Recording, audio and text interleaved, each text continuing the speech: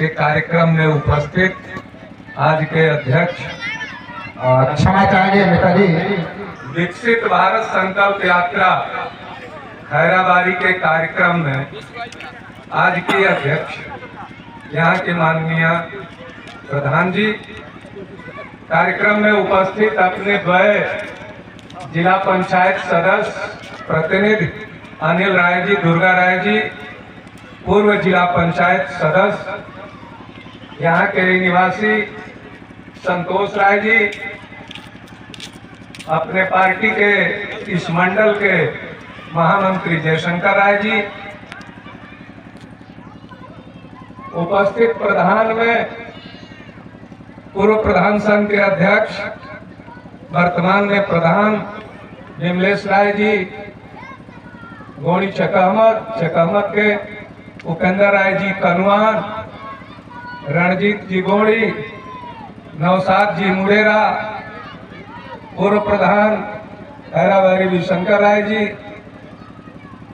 यहाँ के जोगा के प्रधान जी सुरेंद्र राय जी, इंटर कॉलेज खरडिया के प्रधानाचार्य, यहाँ उपस्थित अपने से बुजुर्ग पांडे जी, अन्य लोग, माताएं, बहनों एवं बच्चों, कुछ चीजों का वर्णन अभी हमारे ग्राम पंचायत सचिव जी लोगों ने बताया। आप लोगों बहुत सारी बातें इन लोगों को याद रखना चाहिए। संभवतः स्मृतियों में कभी कभी भूल हो जाती है। मैं कहूंगा ये जो हमारे बीच में महिलाएं बैठी हैं, इनका संबंध भी इस विकास खंड से होता है और भारत सरकार ने जो स्वयं सहायता समूह बनाया, जिससे महिलाओं को सशक्त करने की योजना बनाई, जो हमारी आधी आबादी है उन महिलाओं का एक समूह के माध्यम से जो विकास की यात्रा चल रही है। मैं कुछ दिनों पूर्व जब दिल्ली में था, पूरे विश्व से कम 50 देशों के लोग एक डेयरी पर आयोजन किया गया था और मैं कह सकता हूं कि भारत में महिलाओं का योगदान आत्मनिर्भर बनाने का, देश को सशक्त बनाने का सबसे बड़ा योगदान महिलाओं का। यदि ये महिलाएं, ये लोग समझा सके कि कैसे स्वयं सहायता समूह बनाए जाते हैं, कैसे उनको किस्तों में प्रोत्साहित करने का काम किया जाता है और कैसे वो 1 वर्ष के अंदर और 2 वर्ष के अंदर सशक्त हो सकती हैं, आत्मनिर्भर हो सकती हैं, तो मैं समझता हूं कि एक बहुत बड़ा काम हो सकता है। मैं ये कह सकता हूं ये महिलाएं कोई सामान्य महिलाएं नहीं हैं और इन महिलाओं के लिए सरकार ने भिन्न भिन्न प्रकार की योजनाएं प्रारंभ की। ये महिलाएं जब गर्भवती होती हैं तो उस समय से लेकर के इनको जो प्रोत्साहित करने का काम, इनके छोटे बच्चों को पैदा होने के साथ बड़े होने तक का काम सरकार की योजना में। इनका पोषण कमजोर ना हो, इनकी पोषण की व्यवस्था कैसे होगी, उनकी आर्थिक मदद कैसे की जा सकती है, वह शुरू से ही जब बच्चा गर्भ में आता है तभी से वह प्रारंभ हो जाता है। यही नहीं, जब बच्चा पढ़ने लायक हो जाता है, आप देखते हैं वो बेसिक प्राइमरी पाठशाला में जब उसका नामांकन होता है तो उसे वस्त्र दिए जाते हैं पहनने के लिए, उन्हें जूते दिए जाते हैं पहनने के लिए, इस जाड़े में स्वेटर की व्यवस्था की जाती है उनके लिए। और यही नहीं, उनके भोजन की व्यवस्था भी सरकार ने की है कि उनको किसी तरह की तकलीफ न हो। वे सभी प्रकार की योजनाओं से लाभान्वित कैसे हो सकते हैं, इस पर नजर रखना, इसकी जागरूक करने का काम ये सरकार के कर्मचारियों के लिए यह एक दायित्व दिया गया। ये सारी तरह की योजनाएं आपको बताएं, उसमें किसी तरह की कमी ना हो।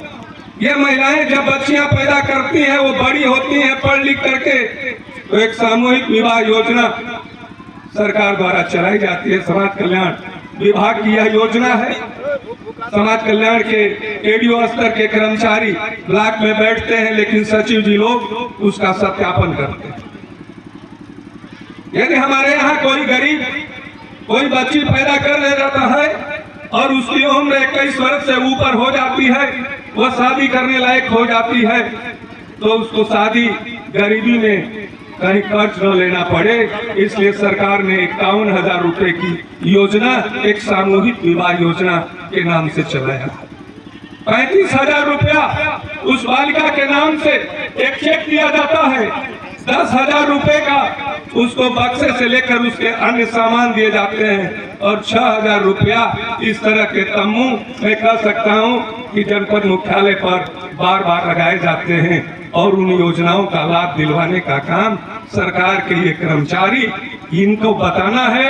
और ये सारे काम आजकल डिजिटल इंडिया के माध्यम से मैं कह सकता हूं, ऑनलाइन के माध्यम से ये सारे काम हो रहे हैं।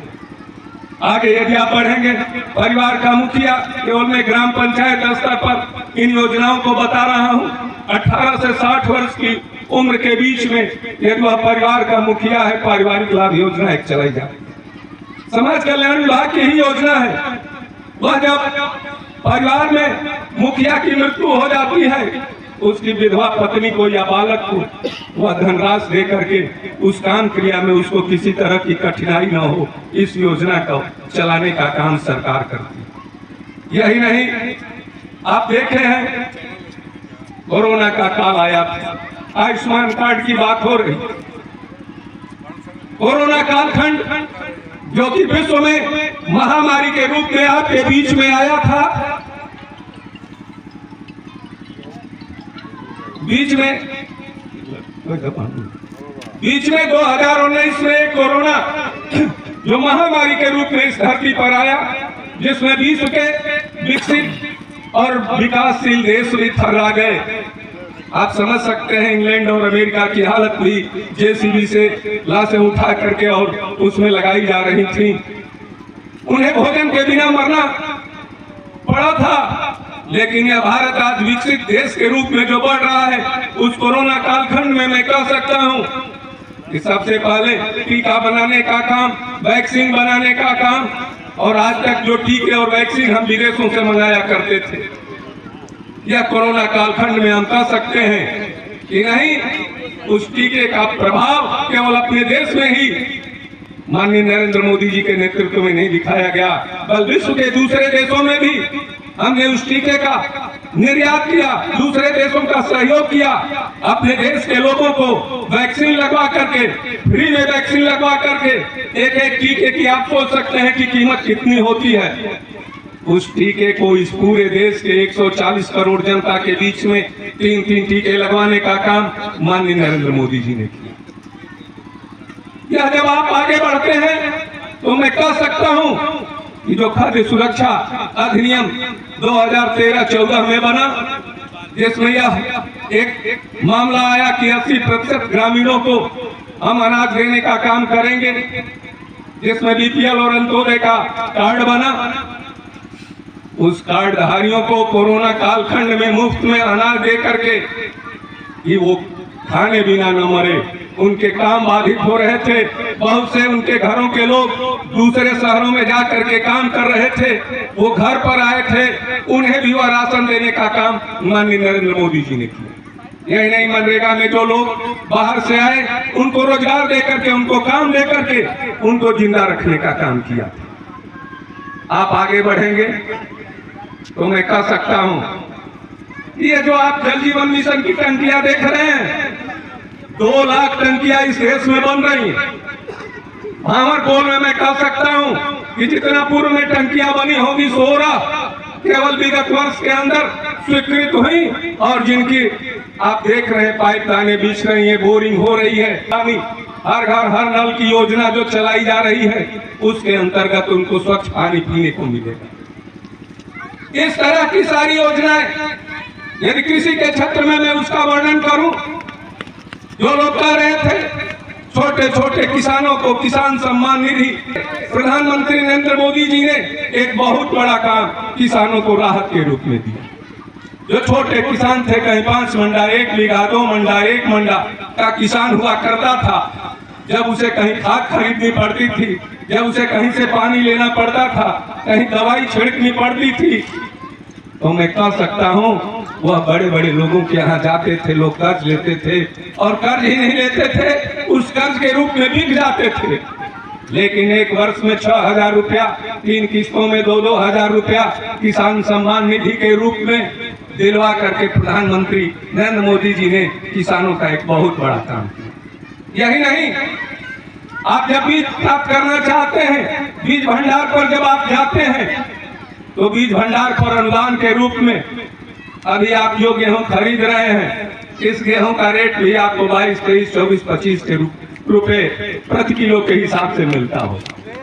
और कभी भी अनाज से बीज महंगा होता है, लेकिन आज की डेट में यदि आप बीज भी खरीदने जाएंगे तो आपके बीज भंडार पर गेहूं के रेट से भी सस्ते रेट में आपको बीज मिल जाए, इसलिए कि आप बीज बोने से वंचित न रह जाए। वह बीज कहीं न कहीं पुराने बीज से जो कम पैदा होता है, यदि नया बीज आपके बीच में आता है तो वह उत्पादन बढ़ा देता है। इस तरह का काम, यंत्रों का काम कहें, दवाई छिड़कने से लेकर के हल से ले, अभी आपके बीच में ड्रोन नहीं आया, ड्रोन से जो छिड़काव हो रहे हैं, कितने आधुनिक युग आने वाला है, आने वाले युग में अच्छा ड्रोन से यहाँ एक दिन छिड़काव हुआ है, मुझे नहीं जानकारी थी। एक दिन प्रयास किया है कृषि विभाग ने कि आइए संजू जी, चलिए ग्राम प्रधान लुवाडी मंच पर आसीन होइए, आपने जी भी आ चुके हैं। मैं इन लोगों का भी खैराबारी के इस कार्यक्रम में हार्दिक अभिनंदन करता हूँ। ग्रामीण क्षेत्र में एक बहुत बड़ी योजना सरकार ने अप्रैल 2020 में लाया। संत इस गांव में भी ड्रोन की चर्चा में कर रहा था। गांव में घरों का ड्रोन से सर्वेक्षण हुआ है। ड्रोन से सर्वेक्षण होने का अर्थ क्या है? तब तक किसी के घर को भी लोग कह दिया करते थे कि यह मेरा घर है, यह मेरी जमीन में बना है, लेकिन वह ड्रोन का सर्वेक्षण आगे आने वाले समय में 80% में कह सकता हूं लगभग पूरा हो चुका है, 20% शेष है। अगले सत्र में सभी लोगों के पास वह घरौंदी का कार्ड होगा। आज तक आपके घर का कोई प्रमाण पत्र नहीं होता था, खेत की खतौनी आपके पास जरूर होती थी कि हमारा खेत 5 बीघे का है, 2 बीघे का है, 3 बीघे का है, 1 बीघा के है, हमारे पूरा पश्चिम उत्तर दक्षिण चक्रोड है या किसका चक है, वह आपको मिल जाता था। लेकिन घरौंदी अभी हिंदुस्तान के किसी भी गरीब के पास वह घरौंदी नहीं हुआ करती थी। लेकिन 1 अप्रैल 2020 के बाद जो प्रारंभ हुआ कि नहीं, हम स्वामित्व योजना के अंतर्गत यह प्रयास करेंगे कि नहीं सबके पास घरौंदी हो, यह काम शुरू हुआ। यह 2047 का प्रकरण क्यों आया? जब हम 75वीं वर्षगांठ मना रहे थे, हम देश में जब अमृतकाल की योजना की चर्चा कर रहे थे, देश में जब शहीदों का हम सम्मान कर रहे थे, स्वतंत्रता सेनानियों के सिरापट लगाए जा रहे थे, उस समय सोच बनी थी कि हम 75वीं वर्षगांठ यदि मना रहे हैं तो हमारा 2047 कैसा हो। इस योजना को सोच करके एक योजना बनाई गई और उस 75वीं वर्षगांठ में ही मैं कह सकता हूं कि गांव-गांव में, बहुत सारे गांवों में अमृत सरोवर के नाम पर तालाबों को स्वच्छ और निर्मित ठीक ढंग से बना करके पूजा पाठ के लिए या वहां पर तिरंगा झंडा फहराने के लिए इस तरह की योजनाएं बनेगी। घर घर तिरंगा फहराने का हमारा स्वाभिमान है तिरंगा, जिस तिरंगे को लेकर के हम कह सकते हैं कि अपने देश के अनेक शहीदों ने, या गाजीपुर बलिया जो कभी एक हुआ करता था, फांसी के फंदे पर यदि चढ़ने का काम मंगल पांडे ने किया, तो यह वह धरती है जिसने इस देश की आजादी के लिए कि हम आजाद हो करके रहेंगे, उन लोगों ने काम किया। मैं कह सकता हूं कि 18 अगस्त 1942 को मोहम्मदाबाद की शहीदी धरती पर, तहसील पर झंडा फहराने के लिए 8-8 लोगों ने शहादत दी। वह धरती मैं कह सकता हूं कि जब देश आजाद हुआ तो आजादी के बाद सीमाओं की रक्षा पर मीर अब्दुल हमीद से लेकर के तमाम ऐसे लोग कारगिल के शहीद हुए जिनका गणना की जाए तो मैं कह सकता हूं कि गाजीपुर जनपद वीरों की धरती है, स्वाभिमानियों की धरती। इसका मान सम्मान कैसे बढ़ेगा? यह मान सम्मान बढ़ाने के लिए हम अपनी सांस्कृतिक विरासत को बचाने के लिए, और यह भी मैं कह सकता हूं कि इतनी ही दूर तक मत सोचिए, आप यदि आप आकाश में भी जाएंगे तो आकाश में भी उस तिरंगा झंडा को फहराने के लिए भारत के वो वैज्ञानिक जिन्होंने कि चांद पर पहुंच करके चंद्रयान के माध्यम से तिरंगा झंडा फहराया, यह देश का गौरव है। हम देश को कैसे विकसित कर सकते हैं, यह एक सोच बनी। आपने नहीं देखा था कि पूर्वांचल में 6 लेन की सड़कें आपको देखने को मिले। जब आप बीमार होते थे, लोगों के कान में जाता था कि ये कोरोना के मरीज हैं, ये तो बड़े मरीज हैं, इससे बड़े रोग के हो गए हैं, तो उन्हें लखनऊ पीजीआई जाना है, एम्स दिल्ली जाना है, तो आपके पास गाड़ी तो होती थी, रुपए होते थे, लेकिन संभवतः यदि आपको पहुंचने में 12 घंटे लग जाए, उसमें मर जाएंगे, तो पीजीआई नहीं पहुंच सकते थे। आपको पीजीआई पहुंचने में दिक्कत होती थी। लेकिन यह सरकार है, यह नितिन गडकरी जी ने एक्सप्रेस वे का जो निर्माण कार्य इस विगत 9 वर्षों में 9.5 वर्षों में किया, उसका लाभ भी हम ही को मिलने जा रहा है। आज जब हैदरिया पर चढ़ते हैं तो 3-3.5 घंटे के अंदर पीजीआई में पहुंच सकते हैं। आपका कोई भी मरीज जो बहुत बड़ा मरीज होता है, वह मरीज वहां पहुंच जाता है, उसकी जान बच जाती है। लेकिन सड़क के अभाव में, रेल के अभाव में मैं कह सकता हूं कि जब मौका मिला, इस सरकार को मिला, केंद्र में सरकार बनाने का मौका मिला, तो यदि आप वैष्णो देवी का दर्शन करना चाहते हैं तो मैं कह सकता हूं कि गाजीपुर की धरती पर जब आप बैठते हैं तो वैष्णो देवी, जहां कटरा से आप पहले 55 किलोमीटर पहले जम्मू में उतर जाते थे लोग, रास्ते नहीं होते थे, वहाँ रेलवे का ट्रैक नहीं हुआ करता था, बहुत कम लोग सीधे सीधे रेलवे से कटरा पहुंचते थे। लेकिन इनमें से जितने लोग होंगे 4-5 वर्ष के अंदर, 6 वर्ष के अंदर गए होंगे, तो सीधे गाजीपुर में यदि बैठते हैं तो वह वैष्णो देवी का दर्शन करने के लिए सीधे उस गाड़ी से पहुंचना, यह विकास है। यही नहीं, जब आप अयोध्या पहुंचते हैं तो भी आप ख्याल कर लीजिए कि आप पूर्वांचल एक्सप्रेस वे पर जब बैठते हैं तो मात्र 2 घंटे में अयोध्या, जो हमारी पावन धरती है, जिस धरती के लिए 500 वर्षों तक अपनी राम जन्मभूमि पर राम का मंदिर बनाने का निर्णय इस देश के हिंदू समुदाय ने जो लिया था कि नहीं, हम उस जन्मभूमि पर ही मंदिर बनाएंगे, बहुत सारे लोग सोचते थे कि वह कैसे बनेगा।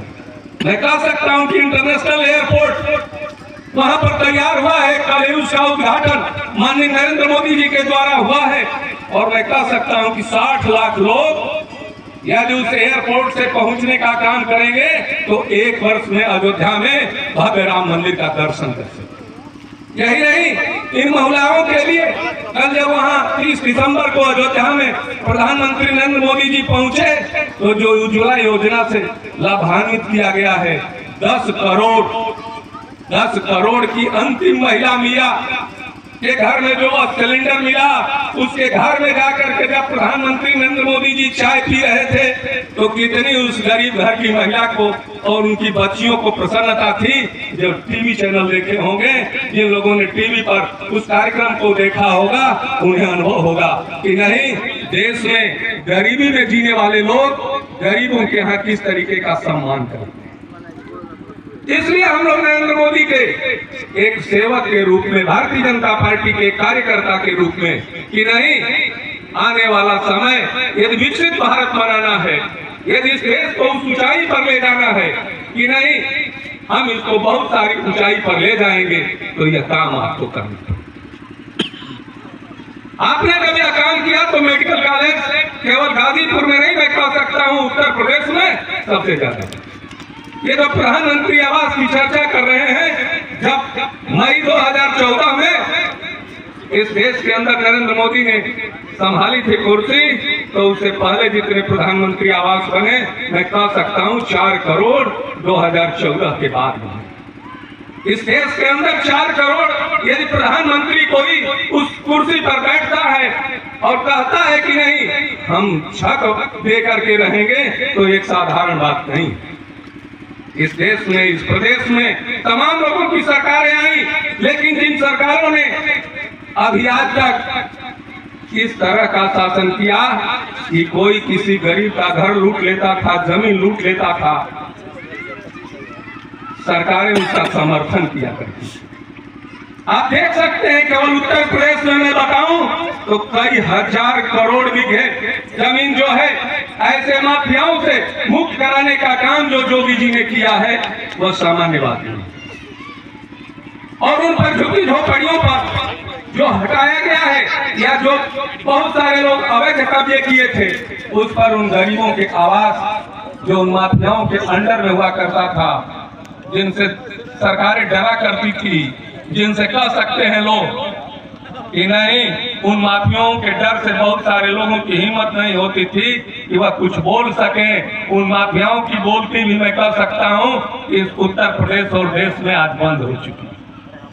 इसलिए हम लोग आपके पास आए, इसलिए भारत सरकार ने विकसित भारत की जो योजना बनाई है कि नहीं हमारा देश विकसित होगा, तो विकसित होने के लिए हम क्या कर सकते हैं। लेकिन केवल सरकारों के भरोसे देश का निर्माण नहीं हो सकता। हमें भी अपने में ईमानदारी लानी होगी, हमें भी अभी त्याग करना पड़ेगा। हमें भी जिस क्षेत्र में है, चाहे वो कृषि के हो, चाहे वो शिक्षा के क्षेत्र में हो, स्वास्थ्य के क्षेत्र में हो, ईमानदारी से यदि हम अपना काम का निर्वहन नहीं कर पाएंगे, चाहे वो राजनीति के क्षेत्र में हो, मैं कह सकता हूं, चाहे वो मीडिया के क्षेत्र में लोग हों, उन सारे लोगों से हम लोग आग्रह करेंगे कि वो अपने अपने कार्य का निर्वहन ईमानदारी पूर्वक करें। कहीं ऐसा न हो कि आपके ऊपर ऐसी कोई दाग लगे जिसको घूम घूम करके लोग कहें कि नहीं, मंच पर बोलना तो बड़ा आसान होता है। जैसा कि आप लोगों ने कहानी में सुना होगा कि एक पंडित जी ने कहा कथा में, लहसुन नहीं खाना चाहिए, प्याज नहीं खाना चाहिए, लेकिन जब घर गए तो वहां उन्हें सब्जी में जब लहसुन प्याज नहीं मिला तो उन्होंने कहा अरे आज की यह कैसी सब्जी बनी है। तो पटाइन जी ने यही कहा कि अरे कथा में तो तुम यही कह रहे थे कि नहीं लहसुन नहीं खाना चाहिए, प्याज नहीं खाना चाहिए, लेकिन उसी का पालन मैं कर रही हूँ, तो क्यों आप घबरा गए हैं। कहा कि चौका की बात चौका पर होती है और चौकी की बात चौकी पर होती है। ऐसा भी होता है, उन लोगों से भी सजग रहने की जरूरत है। अफवाह फैलाने वाले बहुत सारे लोग आए, आज बहुत सारे लोग अफवाह फैला भी रहे हैं। नहीं, मोदी ने ये कर दिया, लूट लिया, खून बहा दिया, ये कर दिया, वो कर दिया, तमाम प्रकार की अफवाहें फैलाई जाएंगी। लेकिन यदि इस देश को विकसित भारत बनाना है, यदि इस देश को उस मुकाम पर ले जाने का काम करना है, तो आपको सोचना पड़ेगा, समझना पड़ेगा कि नहीं, नरेंद्र मोदी जी को हम देख रहे हैं कि गांव-गांव में पंचायत भवन बन रहे हैं, गांव-गांव में सामुदायिक शौचालय बन रहे हैं, गांव में जो आज तक 40% तक लोग घरों में थे, वो आज 95%, 98%, 1-8% जो बच गए हैं। कहीं मैं कह सकता हूं कि वह 2011 की सूची जो सेंसेक्स सूची बनी, वह कहीं न कहीं इन कर्मचारी लोगों की लापरवाही के कारण वह छूट गई। जब वही लापरवाही 2017 में आई तो अपने मुख्यमंत्री जी ने कहा एक सम्मिलित सूची बनाओ और उस सम्मिलित सूची में उन सारे लोगों का नाम होना चाहिए जिसमें उन लोगों के नाम छूट गए, जिनके आज कच्चे घर हैं, जिनकी सूची बनी वही 20, 21, 22, 23 और 23-24 में मैं कह सकता हूं कि इस महावर कोल में 2000 से ऊपर प्रधानमंत्री आवास आए हैं।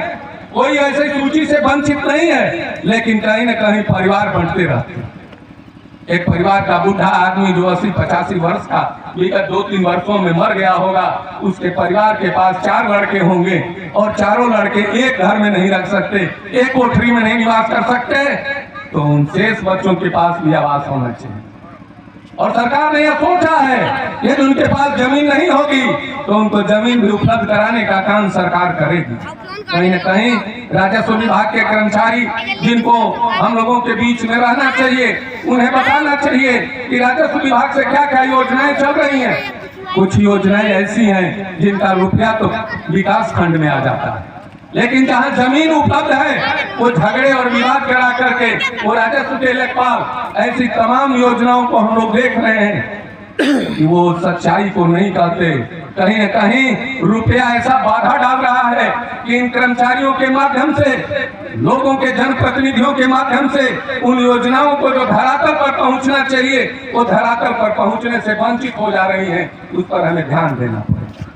हमें ध्यान देना पड़ेगा कि देश का प्रधानमंत्री निश्चित रूप से ईमानदारी से काम करने का प्रयास कर रहा है, तो हम एक एक आदमी, एक एक कर्मचारी और जनता का भी एक एक आदमी और जनप्रतिनिधि जो योजनाएं चलाई जा रही हैं, उन योजनाओं का लाभ उन वंचित लोगों तक, उन लोगों तक जो योजना के पात्र व्यक्ति हैं। अभी चर्चा लोग राशन कार्ड के बारे में कर रहे थे। मैं कह सकता हूं इस विकास खंड में 7,000 से ऊपर यूनिट के कार्ड बने। 15 सितंबर को ही शासनादेश की कापी विकास खंड में आ चुकी है, लेकिन अब तक सच्चाई की बात यही है कि धरातल पर उसका काम कहीं न कहीं कर्मचारी वर्ग के द्वारा नहीं है। 7,000 से ऊपर यूनिट यदि इस ब्लॉक के अंदर चल रही है, मतलब 3500 किलो अनाज कहीं न कहीं इन लोगों की लापरवाही के कारण भारत सरकार का नुकसान हो रहा है। एक ब्लॉक के अंदर तहसील की बात छोड़ दीजिए, जिले की बात छोड़ दीजिए, और उसके बाद भी यदि पात्रों की सूची में इन लोगों ने कहीं न कहीं या सप्लाई ने कहीं न कहीं वो गलती की तो उसका परिणाम सरकारों को भोगना पड़ा। ऐसी व्यवस्था को चुस्त दुरुस्त करने के लिए सरकार ने कहा गांव की ओर चलो। गांव तक कर्मचारी की पहचान नहीं है। आप इस खैराबाड़ी में इतने लोग मौजूद हैं, मैं समझता हूं इसमें बहुत सारे लोग होंगे जिन्होंने अभी सचिव महोदय को पहचाना तक नहीं। इन्हें पंचायत भवन पर आपने नहीं देखा होगा, इसको कहने में मुझे कोई संकोच नहीं। सरकार ने जब यह आदेश दिया है तो मैं उम्मीद रखता हूं कि आने वाले समय में यह लापरवाही नहीं है। इस लापरवाही को सुधारने का काम ये लोग भी करेंगे और जिम्मेदारी निर्वहन करने का काम हम भी करेंगे कि किसी तरह की जिम्मेदारी से हम वंचित न हो। हम जिन योजनाओं की चर्चाएं चल रही हैं, उन योजनाओं का लाभ पात्र व्यक्तियों तक कैसे पहुंचेगा, इसका पूरा का पूरा प्रयास करेंगे। यह बात कहते हुए कि आपको भी सोचना है और इन्हें भी सोचना है। हम लोग तो बीच की कड़ी हैं। निश्चित रूप से कहीं न कहीं किसी की असुविधा होती है तो उस असुविधा में 2 कदम चलने का काम हम लोग भी करते हैं। यदि ब्लॉक पर होगी, यदि आपको तहसील पर होगी, आपको जिले पर होगी, प्रदेश की राजधानी में होगी, वह काम आप करेंगे। और जिन बंधुओं को बोलना है, मैं कहूँगा आप माइक ले लीजिए। आप माइक से अपनी बात को कर सकते हैं, लेकिन बीच में बोलने का काम मत किया। जो भी कोई बोल रहे हैं कहूँगा कि मैं ही बोल रहा हूँ और मैंने कोई गलत बात कही हो, मैंने जो कहा हो उसमें कहीं आप कमी देख रहे हो तो मैं खुलेआम कहना चाहूंगा कि आप इस मंच से घोषित कर सकते हैं कि नहीं, जो आप कह रहे हैं उसके कहने में और करने में अंतर है। इसको कहने में मुझे कोई संकोच नहीं है। माननीय मिश्रा जी यदि कुछ कहना चाहते हैं तो मैं यह माइक उनको देता हूँ।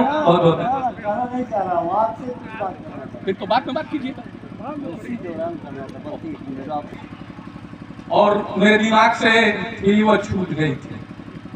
एक बहुत बड़ा औद्योगिक एरिया आपके इलाके में ही बनने जा रहा है। जिस हैदरिया पर हम उतर रहे हैं, उस हैदरिया के बगल से 1800 बीघे जमीन ली जा रही है। सरकार अधिकृत कर रही है। ये भी बोल सकते थे, मैं ये नहीं कहता कि बोलने वाले से कहीं कहीं भूल हो जाए, कुछ बातें छूट जाती हैं। जिन लोगों के पास यह जानकारियां होंगी उन्हें मैं चाहूंगा कि वो जानकारी आपके बीच में साझा करने का काम करें।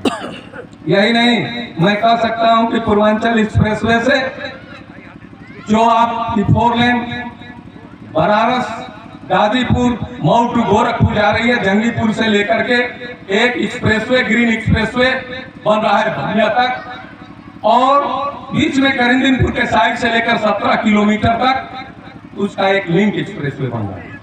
और अभी आज व्हाट्सएप देखे होंगे तो एक योजना और है हैदरिया टू भरौली बक्सर की, वहां एक अलग पुल के लिए पैसा स्वीकृत हो चुका है और उस सड़क के लिए भी पैसा स्वीकृत हो चुका है। मैं उम्मीद रखता हूं कि आने वाले गर्मी में निश्चित रूप से जब किसानों के पास पैसा वह आ जाएगा तो अगले सत्र में वह हैदरिया से जो असुविधा हो रही है बड़ी बड़ी गाड़ियों के जाने के लिए, कुछ ही दिनों के बाद, मैं ये नहीं कह सकता कि कोई छड़ी है इसी जो 2-4-10 दिन में वह निर्मित हो जाए, लेकिन वर्ष, 1.5 वर्ष, 2 वर्ष के अंदर वह 17 किलोमीटर का रेंज जो है हैदरिया पंडितपुरा दहिनावर लोचैनी के बीच होते हुए, माचा से होते हुए, कनमान के बदल से होते हुए जो भरौली तक जा रहा है, उसकी भी स्वीकृति मिल चुकी है और उस पर भी काम बहुत जल्द, उसका जो योजना का काम है, पहले मान लीजिए कि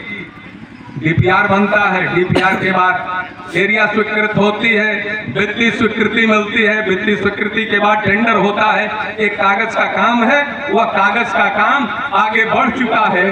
बहुत कुछ ही दिनों में हम लोगों के बीच में वह भी सुनने को मिलेगा कि नहीं वह एरिया बन गई। और मैं उम्मीद रखता हूं कि यहाँ के किसान निश्चित रूप से आसाम से लेकर के और इधर दिल्ली के आजादपुर मार्केट तक इन सड़कों का लाभ जरूर लेंगे।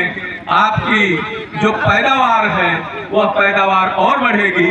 एक और बात कहते हुए कि नहीं हम मोटे अनाजों से थोड़ा दूर हुए हैं, निश्चित रूप से अन्न श्री योजना के नाम से 2023 मोटे अनाजों की योजना प्रारंभ की गई है। आपके बीच से जो मोटे अनाज गायब हो रहे हैं, जिनकी वजह से अनेक रोग दूर हो सकते हैं, आप आने वाले समय में निश्चित रूप से अपनी कुछ भूमि, कुछ उसका हिस्सा मोटे अनाज अन्न श्री योजना के तहत भी आगे उसका लाभ लेने का काम करेंगे, जिससे आप अनेक रोगों से वंचित हो सकते हैं। बहुत बहुत यही बात कहते हुए अपनी वाणी को विराम देता हूँ। जय हिंद।